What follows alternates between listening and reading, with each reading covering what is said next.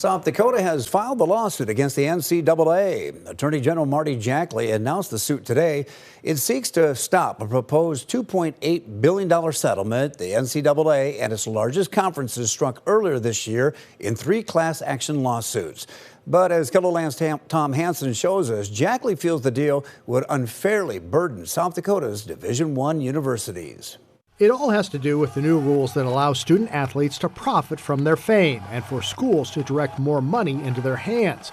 Because of the settlement, our athletes would allegedly get significantly less.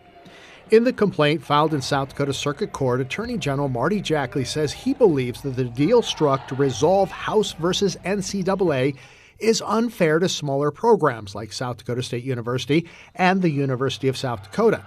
Jackley is representing the Board of Regents along with the 2 universities. When you look at what happened, the NCAA was sued by conduct that wasn't related to the South Dakota schools, wasn't related to South Dakota athletes. They then came up with a settlement. And as Attorney General, I have 2 main issues with their settlement. Number one, they did not treat the smaller schools fairly. The bigger schools were responsible for the conduct that was alleged, and they're only paying 40% of the settlement. Jackley believes it is especially unfair to women. Female athletes under this settlement would only receive less than 10% of those proceeds. South Dakota Board of Regents President Tim Rave agrees that this is a fairness issue. In a statement, he said in part, "Our universities are taking action to voice our concerns about the disproportionate allocation of our state's Division I athletic programs in the proposed NCAA settlement." Jackley expects some legal maneuvering by NCAA lawyers.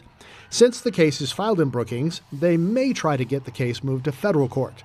He calls this a straightforward breach of contract case that should be put in front of a jury here in South Dakota to decide whether or not the NCAA has treated our universities fairly and are treating female athletes fairly. Tom Hansen, KELOLAND News. And no court hearing date has been scheduled for the complaint yet.